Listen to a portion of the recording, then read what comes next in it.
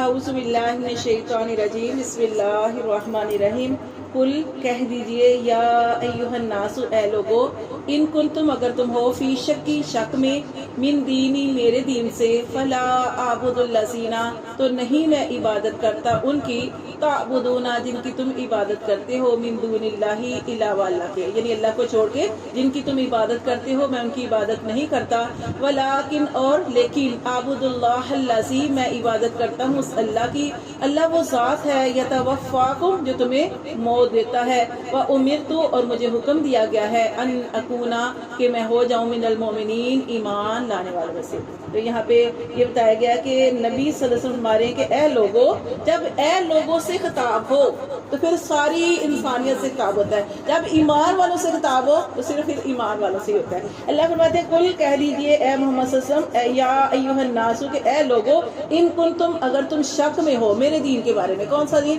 جو دین اسلام ہے، اس کے بارے میں شک میں ہو، یعنی ایک اللہ کی عبادت کرنے کے بارے میں شک میں ہو۔ وہ نا اصل میں ایک اللہ کی عبادت نہیں کرتے تھے،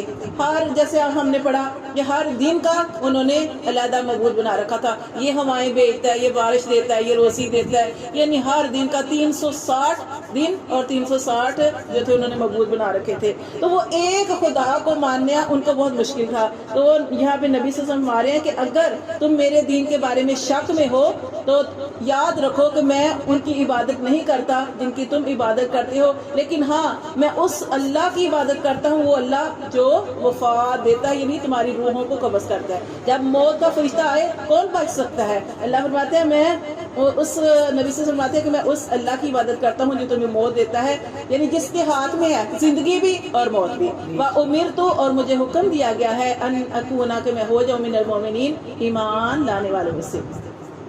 وَأَنْ أَقِيمْ اور یہ کہ اقیم وجہ کا جھکاؤ یا سیدھا کرو، وجہ کا اپنے چہرے کو، للدین حنیفہ اس یک طرفہ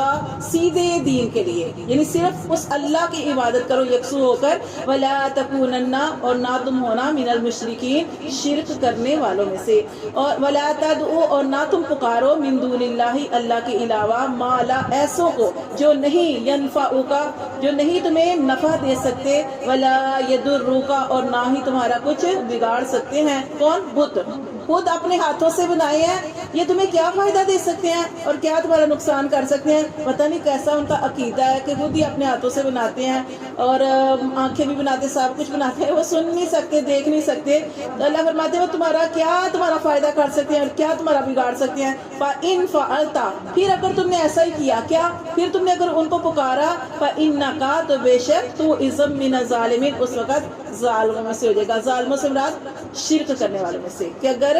پھر اسی طرح پکارا تو ظالموں میں سے ہو جائے گا۔ وَإِن يَمْسَسْكَ اللَّهُ اور اگر پہنچے اللہ کی طرف سے تمہیں بِضُرٍّ کوئی بھی تکلیف، فَلَا كَاشِفَ لَهُ تو اس تکلیف کو کوئی بھی دور کرنے والا نہیں، إِلَّا هُوَ مگر ایک ذات ہے اور وہ اللہ کی۔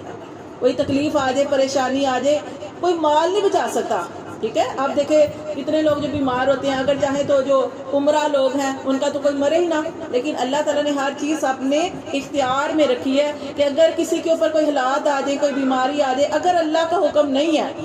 ٹھیک ہونے کا تو کوئی اسے ٹھیک ہی نہیں کر سکتا۔ آپ جتنے بھی ساری دنیا مل جائے کوئی اسے ٹھیک نہیں کر سکتی، ٹھیک ہے؟ تو یہاں پہ اللہ فرماتے ہیں وَإِن يَمْسَسْكَ اللَّهُ بِضُرٍّ اگر پہنچائے اللہ تمہیں بِضُرٍّ کوئی بھی تکلیف، فَلَا كَاشِفَ لَهُ اس تکلیف کو کوئی دور کرنے والا نہیں، ہاں إِلَّا هُوَ مگر ایک ذات ہے اور وہ اللہ کی ذات ہے، کہ جب اللہ کو پکارا جائے، اللہ سے دعائیں کی جائے، اللہ سے مناجات کی جائے، صدقہ خیرات دیا جائے اور اللہ کے آگے نوافل پڑھے جائیں، تو اگر اللہ سب کچھ کرنے پہ قادر ہے۔ وَإِن يُرِدْكَ پھر اللہ تعالیٰ نے فرمایا وَإِن يُرِدْكَ اگر وہ ارادہ کرے، کون؟ اللہ، بِخَيْرٍ کسی کے ساتھ بھلائی کرنے کا، فَلَا رَادَّ لِفَضْلِهِ تو اس اللہ کے فضل کو بھی کوئی دور نہیں کر سکتا۔ جس کے ساتھ اللہ بھلائی کا ارادہ کرتا ہے ساری دنیا اس کے خلاف ہو جائے لیکن اس کا کوئی برا نہیں کر سکتا۔ پھر اللہ فرماتے ہیں یصیب وہ پہنچاتا ہے بھی اس کو، من یشاء جس تک چاہتا ہے، من عبادی اپنے بندوں میں سے، یعنی کس چیز کو؟ اگر کوئی برائی ہے، کسی کو مصیبت ڈالنی ہے، پریشانی ڈالنی ہے، اس تکلیف کو اس تک پہنچاتا ہے، یا اگر کسی کو کوئی جو فضل اللہ نے اپنا پہنچانا ہے، خوشی دینی ہے یا کوئی نیکی کا کام اسے کروانا ہے تو اللہ تبارک و تعالیٰ اس کو یہ توفیق عطا فرماتے ہیں۔ کیونکہ اللہ فرماتے ہیں وَهُوَ الْغَفُورُ الرَّحِيمُ، وہ اللہ تبارک و تعالیٰ بخشنے والا اور بہت رحم کرنے والا ہے، بہت رحم کرنے والا بار بار۔ دیکھیں اللہ تعالیٰ نے انسان کی فطرت میں کیا رکھا ہے؟ گناہ۔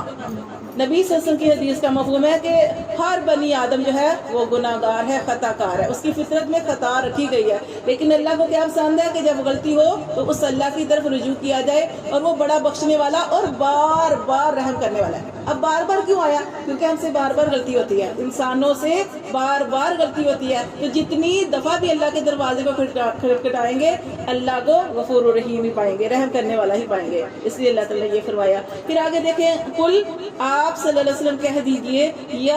ایھا الناس، اے لوگو، قد جاءکم الحق، تحقیق تمہارے پاس حق آ گیا، من ربکم، تمہارے رب کی طرف سے۔ دیکھیں اللہ تعالیٰ نے انسانوں کو جو ہے ہدایت کے راستے بھی دکھائے ہیں، ہر چیز اللہ نے واضح کی ہے، گمراہی کا رستہ بھی ہے، ہدایت کا رستہ بھی ہے، جیسے اللہ نے صحت رکھی، بیماری بھی رکھی، ایسے اللہ نے شر رکھا، اللہ نے خیر بھی رکھی۔ تو اللہ فرماتے ہیں اے لوگوں، تحقیق تمہارے پاس حق آ گیا تمہارے رب کی طرف سے، فمن اہتدی، بس جس نے ہدایت پائی، فانما، تو بے شک یہتدی، اس کی ہدایت پانا، اس کا ہدایت پانا، اس کا سیدھے رستے پہ آ جانا، لنفسہ، اسی کو فائدہ دے گا۔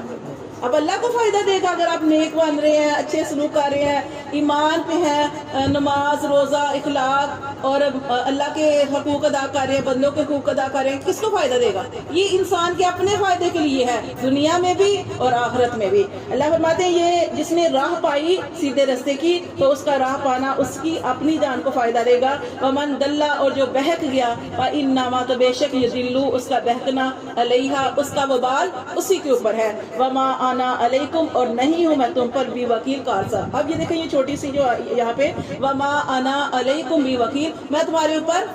کارساز نہیں۔ اب اس کا کیا مطلب ہے؟ اس کا مطلب ہے کہ نبی صلی اللہ علیہ وسلم نے فرمایا کہ میں اللہ کے حکم کو تم تک پہنچا دیتا ہوں، لیکن میں تمہیں زبردستی پکڑ کر مومن نہیں کر سکتا، مسلمان نہیں کر سکتا۔ میرا کام صرف اللہ کے حکم کو آگے پہنچانا ہے، خوشخبریاں دینا ہے اور ڈرانا ہے۔ اللہ تعالیٰ نے آپ سے کو کیا بنا کے بھیجا؟ بشیرا و نذیرا، اور تبلیغ کرنے والا، داعی الی اللہ، اللہ کے حکم کی دعوت دینے والا۔ اب آپ سے دین میں سختی تو ہے ہی نہیں، ہاں آپ اللہ کے حکم کا کام کرتے تھے، آپ پریشان بھی ہوا کرتے تھے، جب کوئی مسلمان نہیں ہوتا تھا آپ سمجھاتے تھے، لیکن آپ کا دل بھی جو تھا تنگ ہوتا تھا، لیکن اللہ تعالیٰ نے پھر آپ سے کو کیا فرمایا کہ آپ کا کام کیا ہے؟ پہنچا دینا، ہدایت دینا نہ دینا یہ اللہ کے لیے، اللہ کے اختیار میں ہے۔ ہاں لیکن جو کوشش کرتا ہے اللہ تعالیٰ اس قدردان ہے، اللہ تعالیٰ اس کو ہدایت ضرور عطا فرماتے ہیں۔ اللہ تعالیٰ نے فرمایا اے محمد صلی اللہ علیہ وسلم واتبع، آپ پیروی کرتے رہیں، ما یوحا، جو وحی کی جاتی ہے، الیک، آپ کی طرف، واصبر، اور صبر کریں۔ اب دیکھیں صبر کریں کیا مطلب کہ اللہ تعالیٰ نے فرمایا کہ اے نبی صلی اللہ علیہ وسلم، اللہ نے جو آپ کی طرف وحی بھیجی ہے اس پر آپ پیروی کرتے رہیں، لوگ مانے نہ مانے آپ نے دین کا کام کرنا ہے، ٹھیک ہے؟ جو مرضی جیسا مرضی آپ کے ساتھ سلوک کریں، جیسے کہ سب سے بڑا جو طائف والا معاملہ ہوا تھا، تو کتنی تکلیف آپ سے سب کو برداشت کرنی پڑی، کتنا صبر کیا کہ آپ سے سب نے کیا فرمایا تھا جب فرشتہ آیا تھا کہ اللہ کے رسول حکم دیں کہ اس بستی کے درمیان، یہ تو ادھر بھی پہاڑ تھا ادھر بھی پہاڑ تھے، تو فرمایا فرشتے نے اللہ کے حکم سے کہ اگر آپ حکم دیں تو اس بستی کے درمیان، یہ جو بستی ہے دونوں پہاڑوں کے درمیان، اس کو پیس دوں۔ تو آپ صلی اللہ علیہ وسلم اتنی زیادہ صبر کرنے والے تھے، آپ نے فرمایا یہ بستی ایمان نہیں لاتی تو ہو سکتا ہے ان کی آگے نسلیں لے آئیں۔